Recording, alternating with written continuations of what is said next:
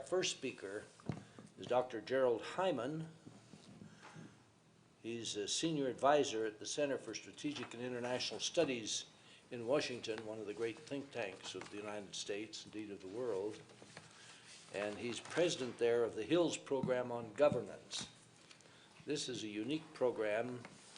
Hills program is focused on improving governance, both civil and political, private and political governance around the world, a particular focus on corruption. It is at the center of a network of 7 centers scattered in Asia, primarily Seoul, Beijing, Jakarta, and Manila, but also in Mexico City and Nairobi. His political, I should say his academic life has been primarily teaching at Smith and at Williams. He's an anthropologist, a PhD in anthropology from University of Chicago. He's also has a doctorate in law, doctorate in law from the University of Virginia, and so he's also practiced law.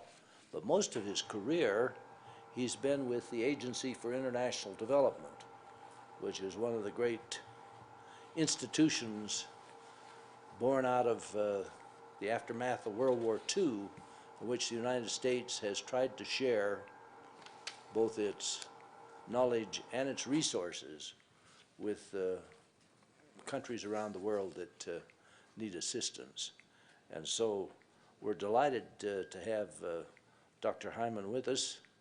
He's most recently been in Afghanistan in the spring for a month, consulting and advising the U.S. government.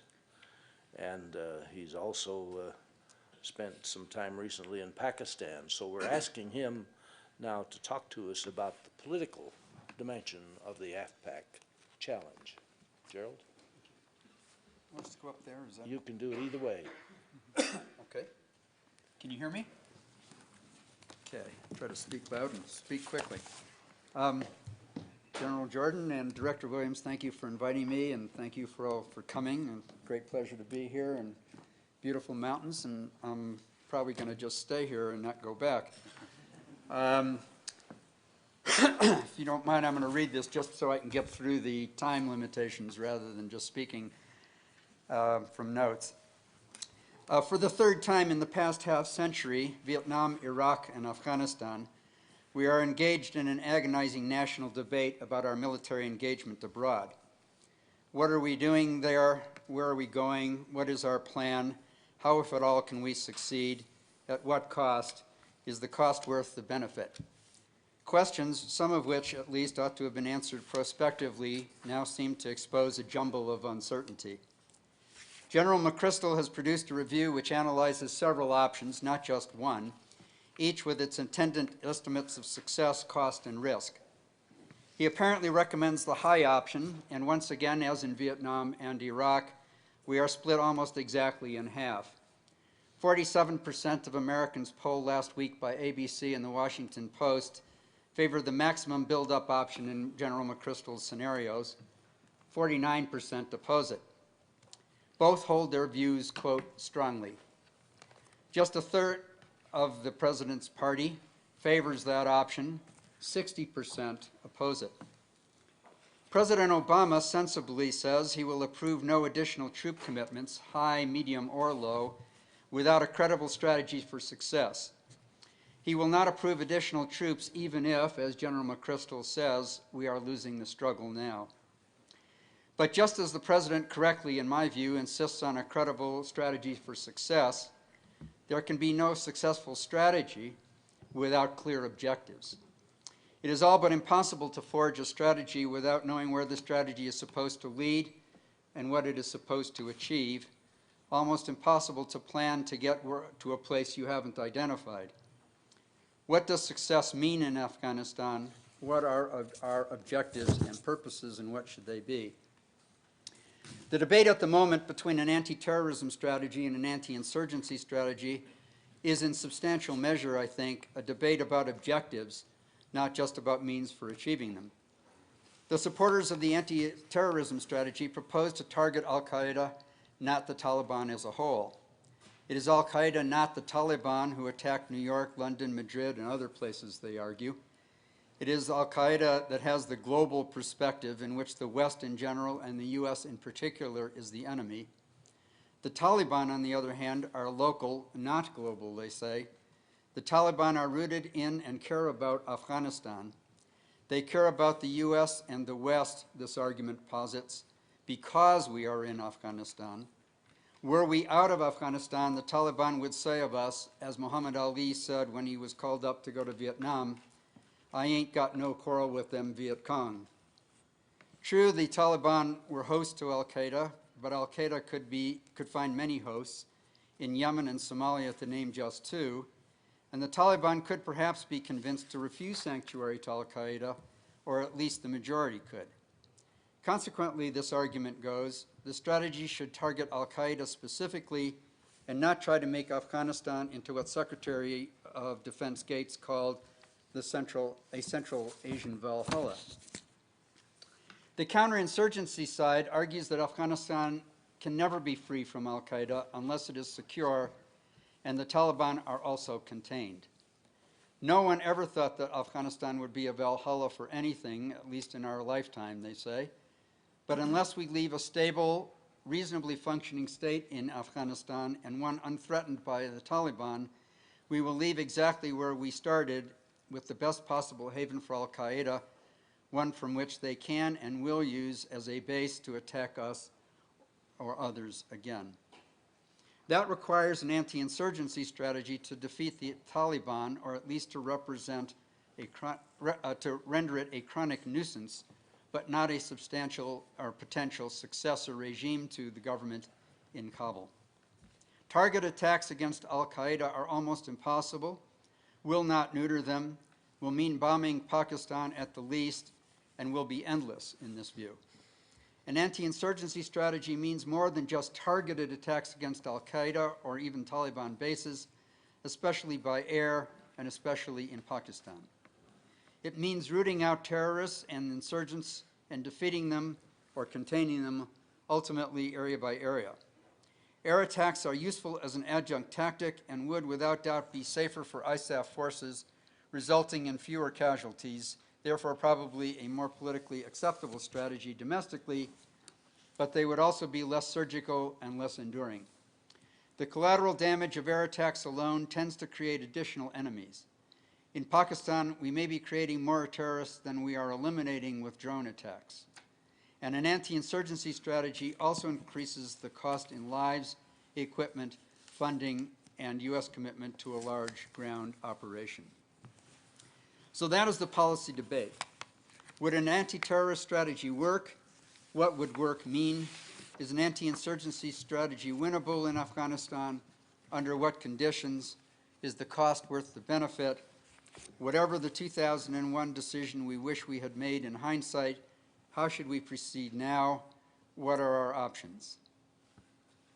As is now widely said, correctly in my view, there are no good options in Afghanistan, only poor, bad, and worse.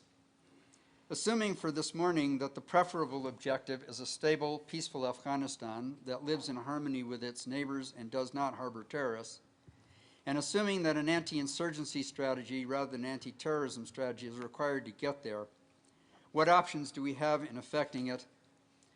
Others will deal with the military and economic options and scenarios. I will deal with the political ones primarily in Afghanistan, but also, because it is impossible to separate the two realistically, time permitting, with Pakistan. Politically, I propose that there is only one course, not several options, and that the discussion ought to center on how to create a credible strategy for securing that strategy. And I know this is controversial. The strategy runs through, I believe, a more democratic Afghanistan.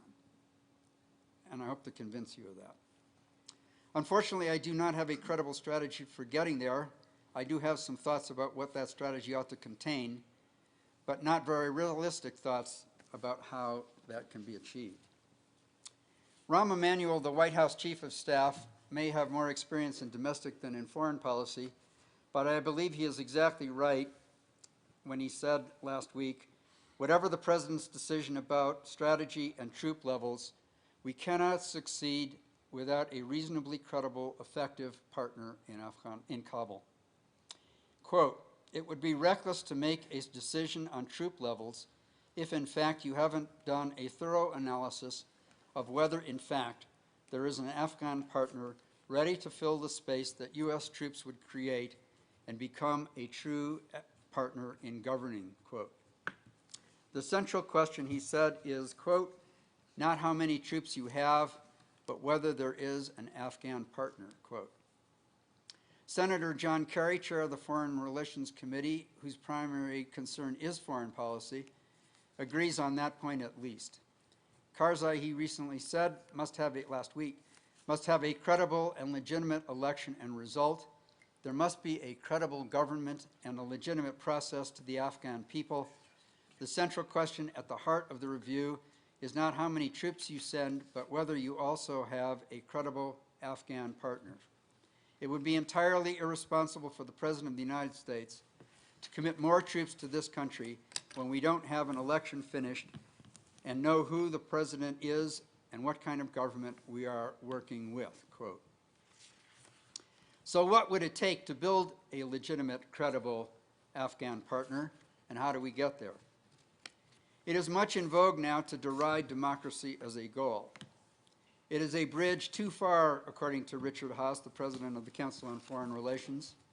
It is part of the Central Asian Valhalla in the view of Secretary Gates.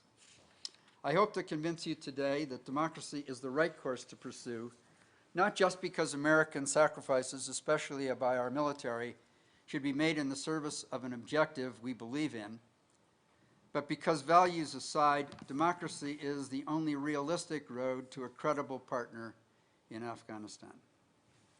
First, as I said, no one thought Afghanistan would be even remotely confused with Valhalla, whether politically or economically or in any other way, let alone that it should be a U.S. objective. Second, nurturing democracy is easy to parody. It is absurd, presumably, to believe that democracy is the best strategy for a country like Afghanistan, some argue. And it is absurd to think that foreign powers could turn Afghanistan into one. At best, the Afghans are responsible for their own country, their own polity, and their own future. The last part is unquestionable in my view, but not the first part. Or to put it more accurately, we need to take democracy's components apart to see what is desirable, what is possible, and what is neither. What would a democratic Afghanistan look like, and how different would that be from the, quote, credible partner, quote, the administration officials and congressional leaders say we need in Afghanistan? I've spent over 20 years puzzling about democracy, its elements, and the ways by which it can be promoted. I propose that it is useful to think of democracy in terms of 5 core elements, not one. First, is there consensus about the rules of the game? And all of these 5 are part of a democracy. And the part that is also a part of democracy, but only one part, is the competition and electoral part, which we'll get to in a moment. So first, is there consensus about the rules of the game? Is there consensus about the fundamentals of the state, in this case, the Afghan state? What is the nature of society, the individual, and the state? Who is in and who is out? What is the nature of citizenship? What are the boundaries of the state? What are the rules of achieving, holding, and relinquishing power? What is the nature of a peaceful political game? What are the rights of the majority and the rights of the minority? What are the rights of every citizen? If these issues are not settled, they dominate the political landscape. There's no way to get around them. You can't get to other political issues if those fundamental core issues are at risk. as they are in Afghanistan and in many other countries. So first, is there consensus about certain fundamental political rules and objectives? That's not to say there needs to be consensus about tax policy or hospital care or water rights. Those are precisely the issues about which there is dispute. But if there is not agreement about the nature of the state and who's in and who's out, you can't get to the next set of questions. And in too many countries around the world, that consensus is missing. Second, there needs to be competition in a democracy. Elections are the most obvious example of competition, but not the only ones. So is there a competition of ideas? Is there a free media and free association to express and debate those ideas? Are there checks and balances within the government of the country? Are there horizontal checks and balances between the center and the periphery? Is there enough competition so that there is no dominant force, so that there is no autocracy, no authoritarian government? The absence of competition is part of what an authoritarian government is about, and that is the antithesis of what democracy is about. So free and fair elections, formalized and routine, and required and regulated by publicly accessible rules, norms, and laws are central to competition, but they are not the only part of competition. And it is the continuing confusion of elections with competition and competition with democracy that, in my opinion, clouds the political debate about democracy. Elections are central to competition. Competition is central to democracy, but they are not the only parts. We've only talked about two, consensus and competition.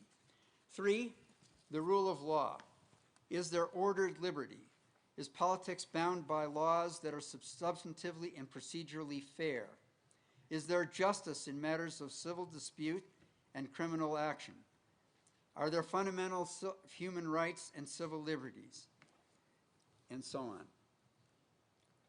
4th, is there good governance? Democracy is a form of governance.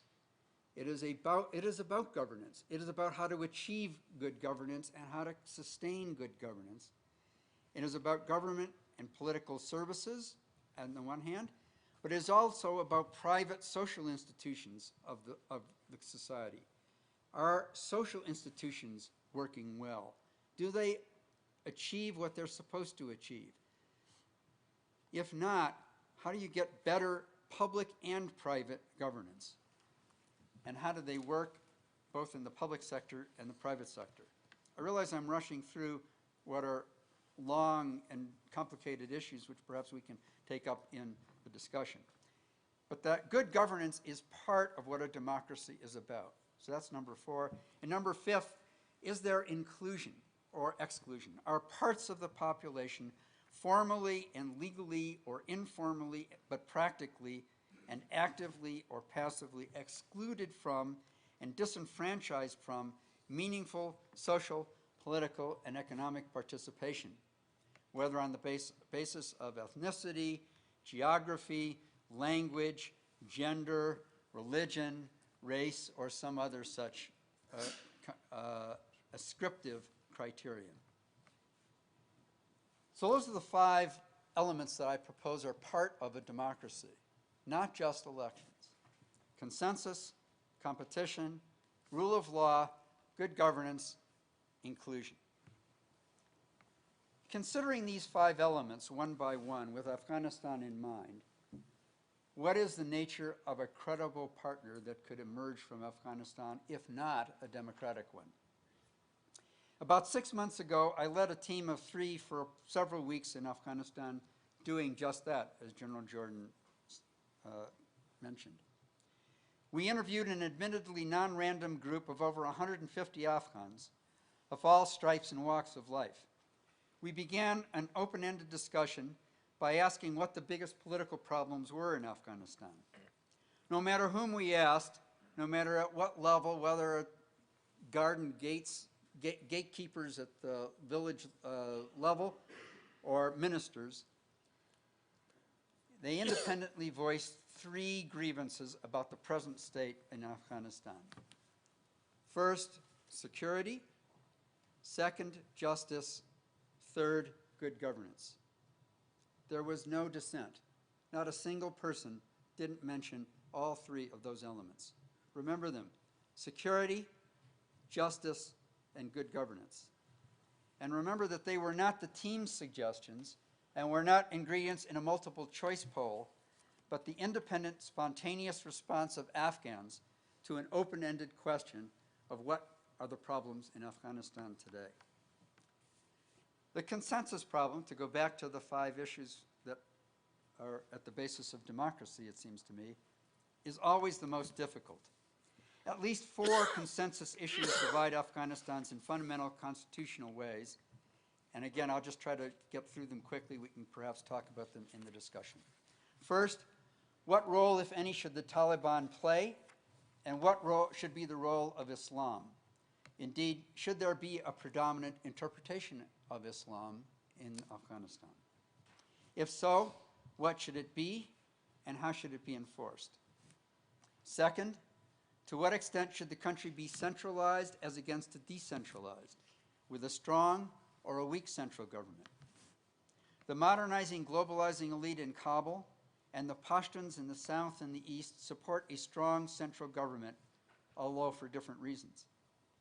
Those in Kabul, especially in the government, recognize that some of Afghanistan's rulers have tried unsuccessfully in the past to build a strong center and believe that Afghanistan cannot be even a reasonably prosperous part of a world community without a strong central government, of which, of course, they would be a part.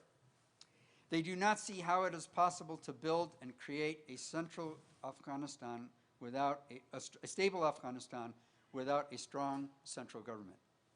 The Pashtuns, concentrated in the south and the east, believe that as the plurality population, they are the natural rulers of Afghanistan and that they should be at the center of governance.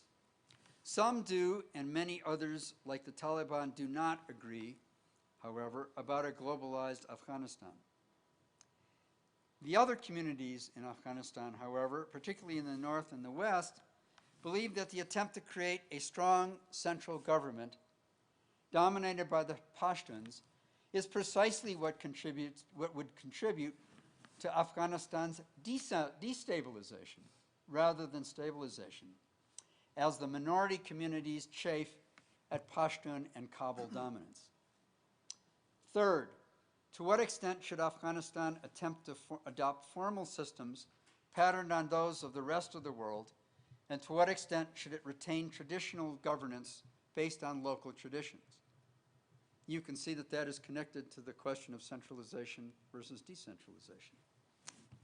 Fourth, but infusing the other 3, what is the role of the Pashtuns and their code, the Pashtunwali, as the basis of governance in Afghanistan?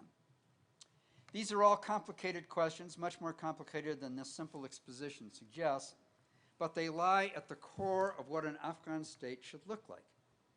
They affect whether Afghanistan can survive as a peaceful, coherent state, irrespective of regime type. They require resolution if the temporary and contingent, even if temporarily and contingently, before any other questions can be resolved. What is the role of the Taliban? What is the role of religion? Should the state be central or decentralized? What is the role of the Pashtuns? These are questions that you can't get beyond if you're going to deal with any other element of the politics of Afghanistan. The third and the fourth, so that's consensus. The third and the fourth constituent elements of democracy are, remember, the rule of law and good governance. 2 of the 3 elements cited universally by the Afghans themselves, not by democracy imposing West, let alone by the United States, for what is wrong with Afghanistan. Justice, good governance, and security. 2 of those are 2 of the 5 elements of democracy. Their absence is the almost entire explanation of how the Taliban rode to rapid victory in the first place. In a chaotic Afghanistan, at war and under the dispersed control of local or regional warlords, Afghans gave the Taliban, which promised justice and good governance, the public support for their astonishing triumph over the much better armed but mutually warring factions under the warlords. No ISAF military commander believes that any kind of anti-insurgency success, no matter how it is defined, is even remotely possible by military means alone without substantial progress on these two elements of democracy, the rule of law and good governance. Yet the levels of deep and widespread corruption and the nearly total ineffectiveness of the Karzai government are at the roots of the policy anguish, not merely in the White House on the Hill and in NATO and in Europe, but more importantly in Kabul, Baghlan, Kunduz, Herat, and Paktia, where our team asked about the problems of Afghanistan. So there is no dispute about the need for some greater consensus, rule of law, and governance, 3 of the 5 elements of a potentially democratic Afghanistan. That leaves 2 other elements of democracy, competition and inclusion. Competition is certainly one element at the heart of a critique of democracy as an objective in Afghanistan and elsewhere as well. It is the usually cited span of the so-called, quote, bridge too far. Competition, it is said, is too destabilizing and becomes too quickly violent in a place like Afghanistan, especially electoral competition. The Afghans need time, it is argued, before they can understand and practice civilized competition, let alone elections. They need the rule of law and good governance first. Then we can talk about elections. First, pass over the fundamental social dissensus that we talked about a few minutes ago and the difficulties of sequencing these elements in a country which, at war with itself, cannot get even the most essential elements of governance straight. How are you going to sequence how this sequence is supposed to be accomplished when even the broader basic social order is at issue is unclear. Second, how exactly will a legitimate government be assembled, and a credible government at that? Well, and how, without a government legitimate in the eyes of most, if not all, Afghans, how will it govern? How will it be a credible partner? How will it help create the rule of law and good governance that everyone seems to agree is necessary for success in Afghanistan? How will it achieve legitimacy? This is no longer a world of Afghan divine monarchies. Governance without legitimacy can survive based on pure force. It can survive based on inertia, on abject policy in which no one has the energy to revolt. But absent legitimacy, any such governance is inherently insecure and unstable in the 21st century. At the very least, these are not the kinds of governments that can produce or have an interest in producing the rule of law, for example, or good governance, that is, illegitimate governments. These are the kinds of regimes that, at best, can force or a parity of law on their population, but do so without a law that is without justice. And note that Afghans want justice, not just order and law. And they do so these kinds of regimes that are not legitimate do so uncertainly because of the oppositions like the Taliban that threaten them in a world of law without justice. Third, who is it that is, quote, talking about elections, as in the, quote, then we can talk about elections? Not the Afghans. They wanted the elections. They included elections in the January 2004 Constitution adopted by the 2003 Loya Jirga. In fact, the only credible alternative to an elected government, much less discussed in articles written outside Afghanistan, is some kind of Loya Jirga. But how possible would another Loya Jirga be in 2010, even if it were seen as legitimate, and even if it could bestow legitimacy on its conclusion? Who would choose the elders to attend the Loya Jirga, and how would it be done? The old traditional Loya Jirgas had much more limited mandates, were much more localized, were not redrafting constitutions. Moreover, many of the so-called co-traditional leaders of the old Loya Jirgas have been killed or have migrated, have been the victims of the warlords and the Taliban, and have been the victims of many other depredations of conflict and near chaos in Afghanistan. They are not around. Fourth, the so-called traditional Afghan traditional system, which in fact consisted of many highly decentralized traditional systems in different parts of the country, not just one central traditional system, is dead. It has been destroyed again by violence, but also, among other things, by labor migration, by the forces of globalization, and because of many other consumer products and services that globalization has brought. So far, it is far from clear that a Loya Jirga of recognized legitimate elders could be assembled even if that were the preferred course. Fifth, most politically powerful Afghans do not want another Loya Jirga because too many constitutional issues which were temporarily, quote, settled in 2002 would be reopened by such a Loya Jirga, and very possibly to the disadvantage of the politically powerful. Finally, it was the 2000 Loya Jirga itself, as I said, that included elections in the Constitution in the first place. No doubt without much prompting and arm twisting, but nevertheless adopted by the Loya Jirga.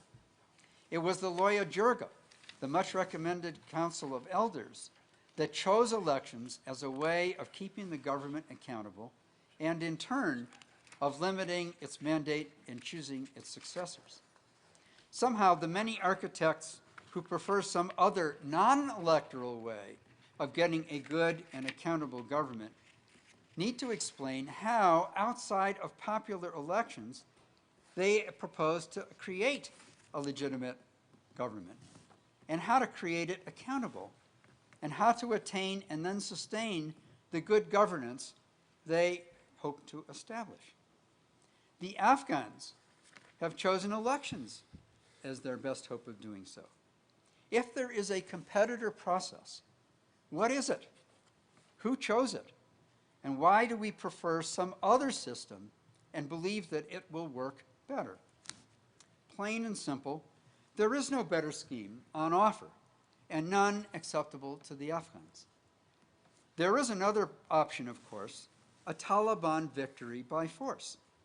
But a Taliban victory has no popular support in Afghanistan and is not likely to produce either a legitimate government or peace, but rather continued civil war or a reign of terror, or both.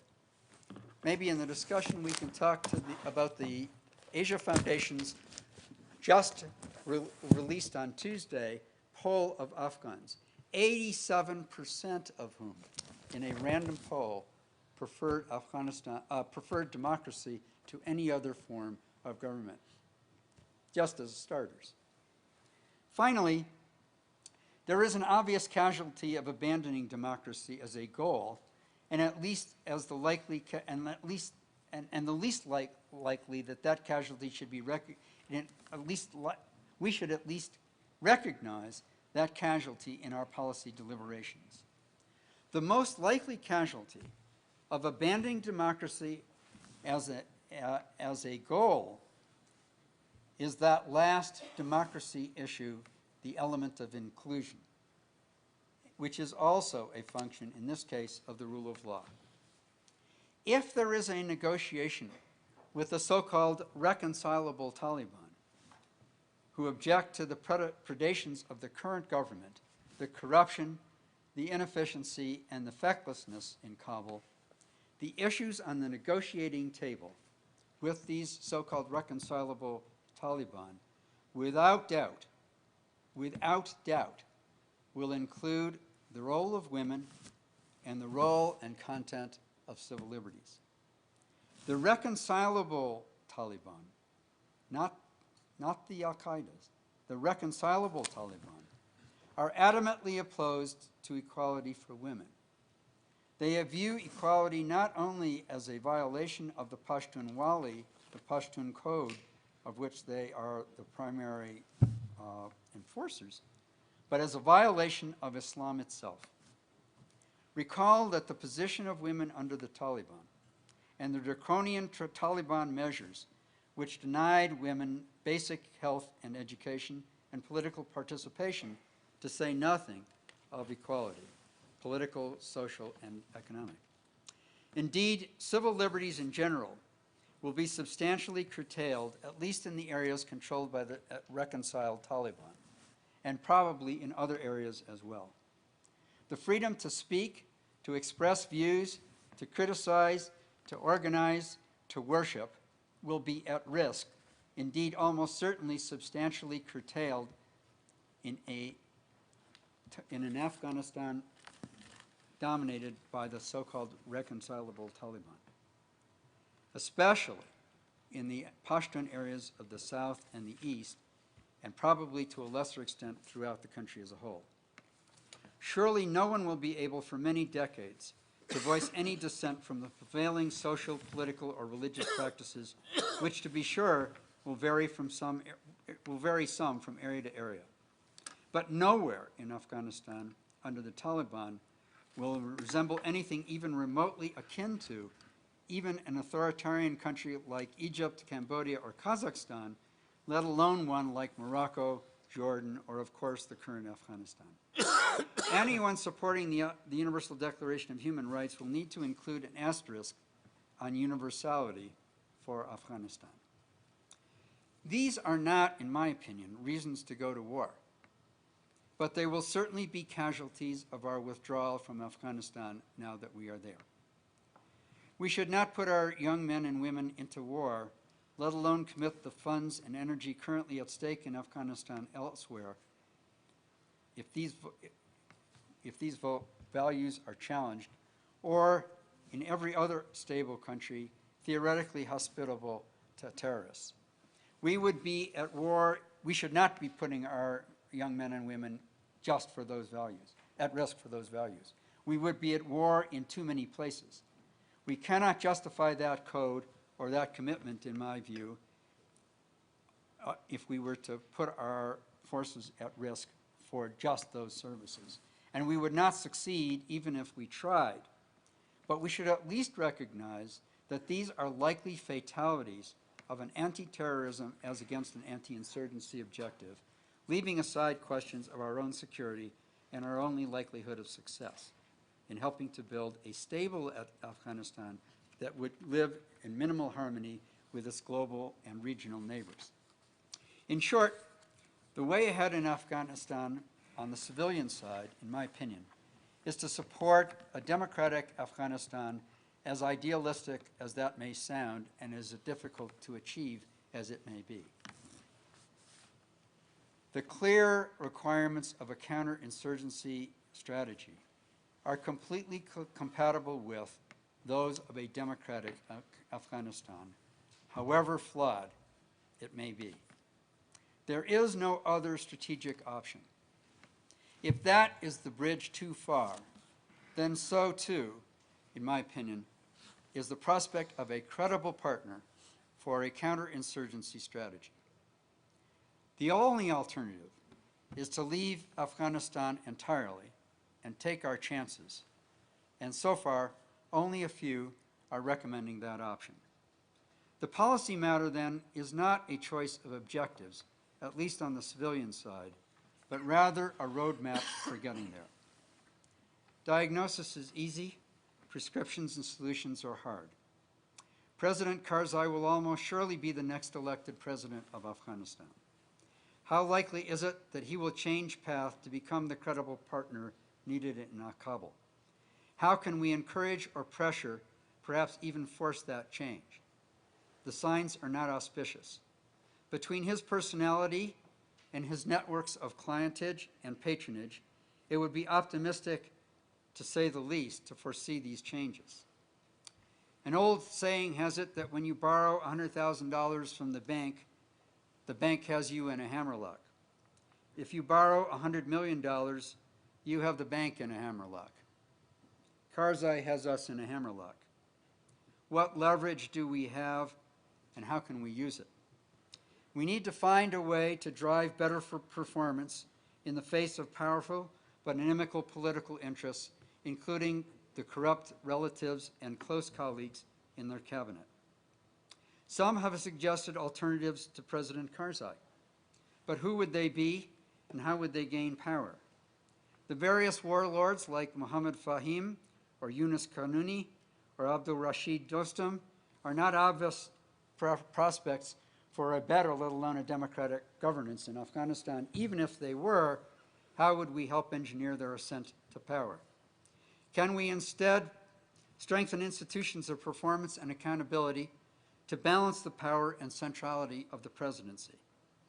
If so, the courts and the parliaments will need to be strengthened, more independent and more committed to their own serious performance of integrity.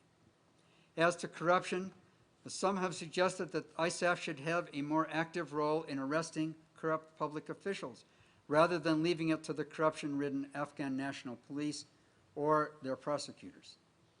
How would that lead to a long-term Afghan solution?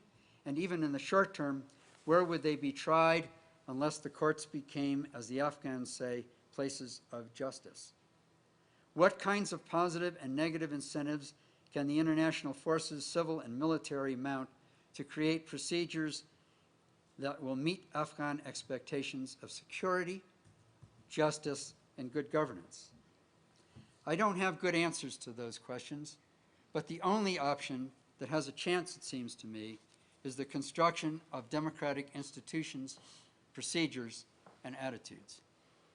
That would be consistent with our own objectives for a credible partner in Kabul, and more important, that is what ordinary Afghans want for themselves. Well, thank you, Dr. Hyman, for a marvelous exposition. I'm confused at a higher level than when you started. That's what these symposia are supposed to do, confuse you at a higher level. I'm perplexed as to where we go, but perhaps this can be clarified in the Q&A session.